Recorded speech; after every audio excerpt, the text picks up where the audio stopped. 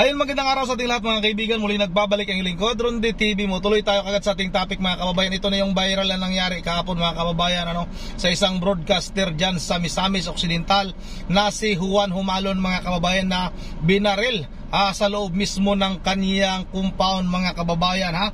At ito na nga mga kababayan, computerized special composite skits mga kababayan, inilabas na ng PNP. Mas mabilis na tukoy itong mga suspect na ito dahil hindi naman nakatakip yung kanilang mukha mga kababayan. Itong composite skits na ito mga kababayan, ito yung tao na tumutok ng baril doon sa nagbantay mga kababayan sa githa, yung tumutok ng baril sa ulo doon sa nakabantay sa git mga kababayan. Wala nang nagawa itong bantay sa git mga kababayan dahil nga tinutukan kaagad sa ulo ng baril. Ito na nga mga kababayan, may lumabas na yung pagmumukha nito mga kababayan. Mas mabilis ito matukoy sa ngayon.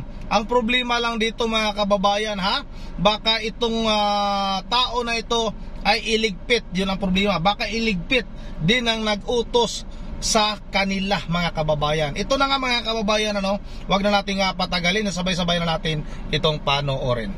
After the incident, the PNP activated the Special Investigation Task Group Johnny Walker, named after the alias of the late broadcaster Juan Humalon. So based on the accounts of the witnesses, we were able to come up with the computerized composite sketch of one of the suspects. So this is now being shown to the public so that we can gather more information that would lead to the identification of the suspects. Pero sir, confirm na tatlo yung suspects?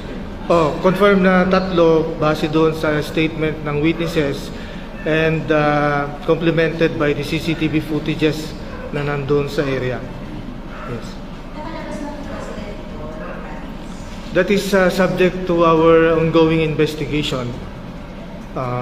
As of now, yung nakadeploy yung ating mga intelligence operatives and investigators to really find out, to go after them within the Misamis Occidental Police, Misamis Occidental area lang muna.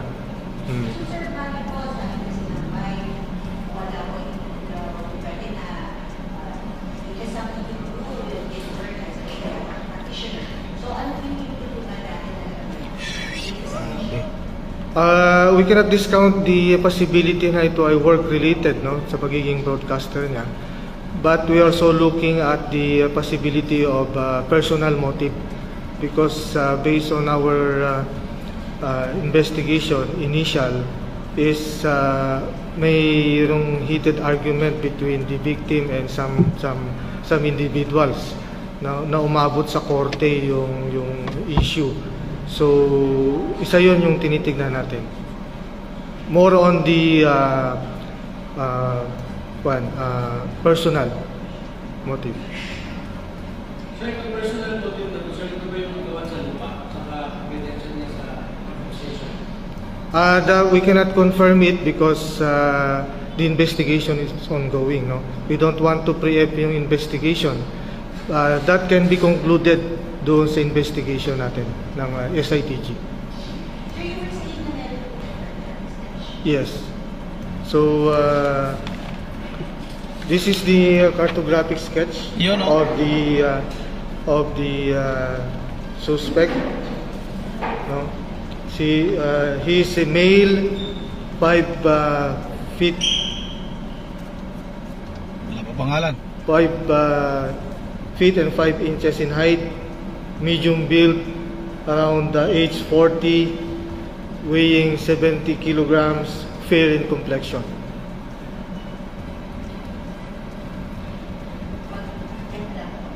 Isa pa lang.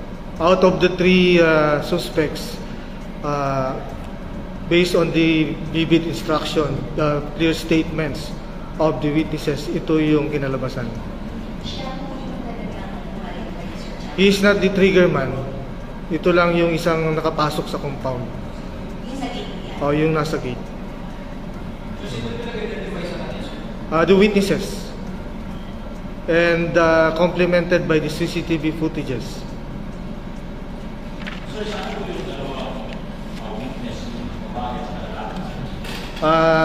Sila ngayon ay under the security of the Philippine National Police, and we also provide security dun sa family, of course. Sir, kasama rin ba ang politika? Kasi ex sa Bulgar member siya, sa iyo na tao niya, kasama sa SK election. Yes, part of the angles na tinitignan natin. Kasama yon. Organized ba itong grupo, sir, na pumasok or mga... Sa Police Provincial Office ng Misamis Occidental, sa record namin, wala tayong organized crime group dito sa ating lugar ngayon. So, this is, we considered this as a random attack against the individual. Sir, may mga CCTV sa paligid sa area ng... Yes, nakuha na natin. At yun ay pinag-aaralan, nire-review ng ating group of investigators as part of the Special Investigation Task Group. Yung may number ng sinimula? We are trying to enhance the CCTV footages. Hopefully, makita natin. Oo. Sir, based po sa yung mga parang listahan ng mga criminals within your radar, may ano ba, sir? May kapatid ang mga suspect? All available data or pictures of sa aming Rogues Gallery ay pinakita na natin doon sa mga witnesses. So far, wala silang na-identify, but we keep on digging up, digging deeper. Kung meron pa tayong mga available pictures na pwedeng naipakita sa kanila. Sir, si President Marcos nagpapalasta na ng order ng PNP for clarification of Yes, ang isang response ng PNP is the activation of the Special Investigation Task Group, no? Composed of a group of investigators, intelligence officers, even members of the forensic units, CIDG, para sama-samang mag-imbestiga dito sa kaso na ito. And at the same time, we strengthen the security measures doon sa Calamba and including the entire province of Misamis Occidental. Tinalakas natin yung security operations like yung pagkandak ng mga checkpoints, bakal sita, and other police operations to prevent this type of incidents from occurring. Sir, kanina, after kami doon sa bahay ng channel worker, na-interview kami yung mga iyak ng Calamba. Tinutulog ng asawa na may undisputed. Sabi nila nasa korte na daw yun, wala pang desisyon. So, of course, we deny the allegations. Isa lahat ng possible motives ay kinukonsider ng SITG.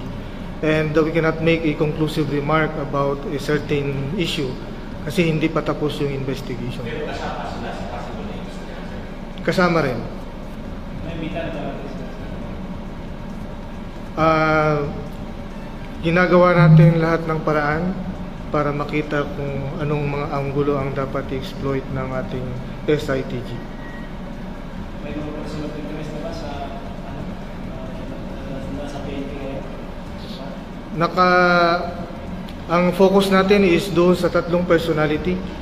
So yun yung na-account natin na suspects at yun ang pilit nating ina-identify through our investigation and technical expertise of the PNP units. Ano yung i-design mo sa pagkita, sir? We can assure the family of that the PNP, especially the Special Investigation Task Group, that we will exert all best efforts na magagawa ng kapulisan natin to have an early solution of this incident. Sir, do we have a timeline? as much as possible, it would be difficult to put a timeline, but as much as we want it to be solved as soon as possible. Yun na nga mga kababayan, ito yung composite sketch mga kababayan. Ilagay natin ito para makita nating mga kababayan at kung sino man yung mga nakakilala nitong mukha na ito, ipagbigay alam nyo na kagad sa pinakamalapit na police station para sa mabilis na pagkahuli nitong suspect na ito. Isa sa mga suspect mga kababayan, ito ngayong tumutok ng baril doon sa bantay mga kababayan sa may gate. At yung excuse me, at yung mismong bumaril mga kababayan, baka nakita rin yung mukha sa CCTV kasi nga para namang walang mask, wala namang takip yung mukha. Kaya sana mas mabilis na makilala itong bumaril na ito mga kababayan. At sa mga tao na ito, mga demonyong tao na ito, kung sino man kayo, sana sumuko na kayo. At kung may nag-utos man sa inyo, at sigurado tayo na may nag-utos nito mga kababayan, hindi magawa nito mga tao na ito kung walang nag-utos nito. Ituro nyo na para pantay-pantay yung inyong parusa. Hindi yung kayo na lang yung magdusa, pagkatapos yung tumanggap ng pera, hahabulin at hahabulin pa rin kayo ng batas at ng konsensya nyo.